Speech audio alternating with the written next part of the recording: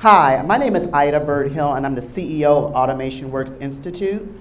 And before I go into the description of what the Institute is, I want to talk about, first of all, how it got here. I actually ride the bus, and in the Motor City, that's kind of unusual to not own a car. And I happen to be sitting on the bus writing a book, because I'm always writing, and someone asked me, "Do you have a paper schedule?" And I looked at them like, really? No, I don't have a paper schedule. I use Google Maps. So I'm trying to explain to them how to navigate the city with Google Maps. And the bus all of a sudden got very quiet. So I looked up and said, does anybody else need this lesson? And everybody on the bus raised their hand. So I walked to the front of the bus to explain how to use Google Maps. And then as I was getting off, about 3 stops before I got off, I said, any questions?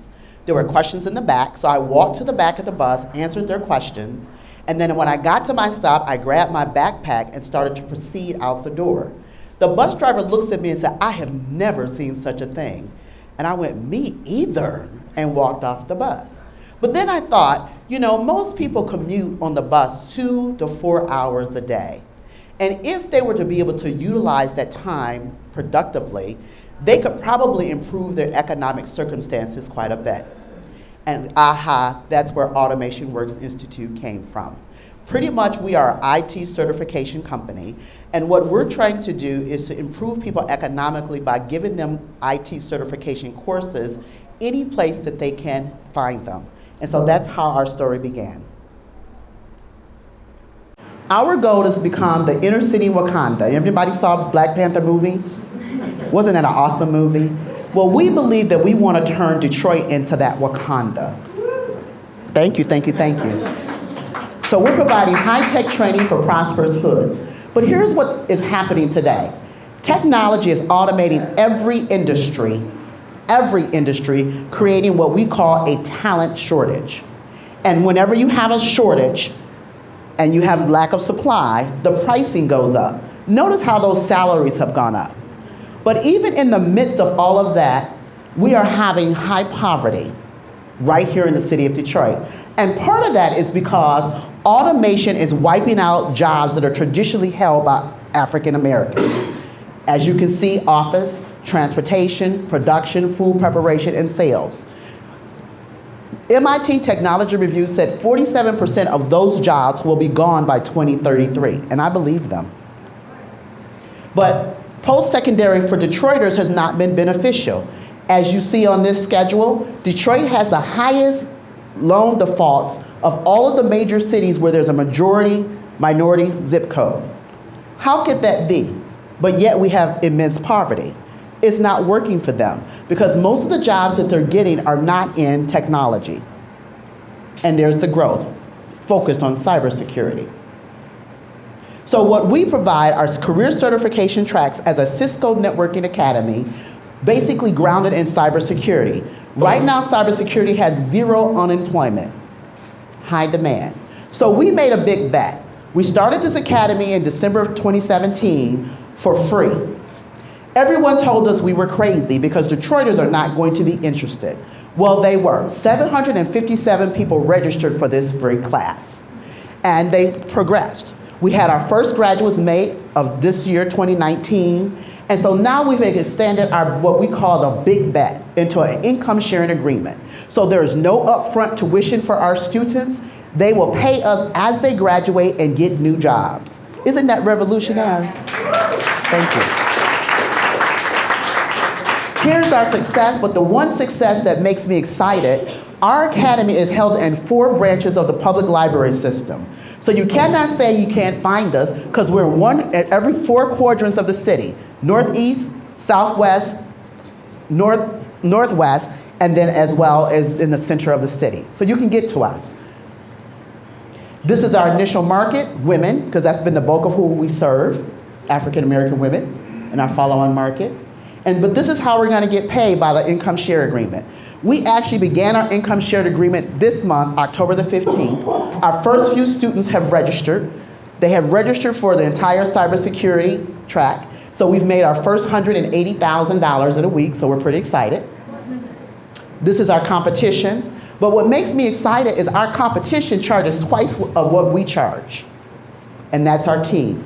We are going to do it with this team, and they're making it happen. Thank you.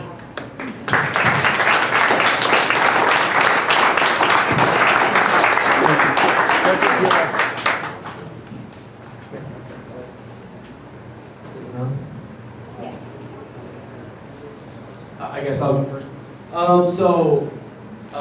Do you have plans to expand outside of Detroit? I saw the graphic for these other cities. We're actually going to expand to 10 cities that are predominantly has a large population of African American women. And there's a reason for that. Right now, African American women receive a lot of degrees compared to other populations. The problem is that they don't get them in STEM. Only about 3.5% of African Americans who get any degree is in the STEM area. So what we're trying to do is to expand that, because that's where all of the jobs are, is in science, technology, engineering, and mathematics. So very nice job presenting the need and how you're filling it. So that was very impressive. Can you help me understand the programming that you're offering? Is there any competitive differentiation, or what can I get with your programming that you can't get in other certification programs that are out there? So what's the unique difference? What makes us unique is that we're the only academy in the city of Detroit that provides cybersecurity training. Cisco Networking Academy starts with network engineers, but we right now are moving very fastly into the cybersecurity domain. So we provide training not only in the networking engineering and Linux programming and Python, because what most people do not realize, Amazon did not come to Detroit because there is no Python pipeline. And then lastly, the cyber ops. So that will help you win in Detroit, but in these other markets, are you saying there's not cybersecurity training in these other markets? No, there is cybersecurity training, but what happens in most of the markets across the country, there is a shortage of actual instructors. And so even with our academy, the state of Michigan paid for my 3 cybersecurity instructors to get trained, because it's still a relatively emerging market type of a technology, and it's growing fastly every day. Just on Monday, they had the Cybersecurity Summit, and the discussion about talent is that there's just not enough talent. Right now, there are going to be 1.8 million unfilled jobs in cybersecurity. To this date, there's 314,000. So there's a high demand for the actual technology and the people in it. But what people don't realize is cybersecurity is not your typical technology. It is basically you are securing a network. We find that a lot of people take the theory of cybersecurity, but they have no hands-on technology experience. And in order to stop a hack, you gotta have an understanding of how does a network actually work. And so that's what makes us key, because all of our classes are based on digital simulations and hands-on education of not only the cybersecurity, but how does the network work that's grounding what you need to be protecting. How are you finding your students for these programs? Are you going out in the community, or advertising? How are you doing that? That's the funny part. Because we are in the public library system, a lot of our marketing is done with the public library. So we're on their websites, we have flyers in the actual branches, but we are not having a problem finding students, ironically. What we're having a problem with is getting students to finish. So one of the reasons why we did the big bet is that we needed to have students make a commitment in writing and financially on that you're going to start what you finish. Because everybody has a great idea, they're excited about it when they get started, but it is a rigorous program. Anytime you start talking about something that is changing as fast as cybersecurity is changing, it is very rigorous. And so that's been our challenge, is being able to break down the curriculum and make it very simple for a 5th grader so that people can finish. Do the markets, and this is obviously outside of just Detroit, but the markets that you want to go into, I know cybersecurity is obviously a growing industry, but do you have the direct, pipeline to these companies to place these individuals?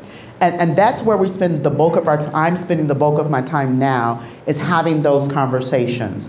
We've been attending a few cybersecurity conferences to meet people. But one of the advantages that we have, because we are a Cisco Networking Academy, they have connected us to a lot of their partners. So our 3 individuals who graduated in May all received their job from a Cisco partner, because they are a very large corporation who basically are making the routers and switches that we're protecting. We have time for one more question. Oh, okay, great. So So your success rate drives your revenue. You had 3 students graduate in May. How many started? We had actually, because of the way that we work, we had 757 take the career readiness pre-course, and then we had about 35 who actually started the certification courses. So we went from 35 who started to 3 who actually graduated. Anything else? Awesome. Thank you so very much. Thank you. Thank you.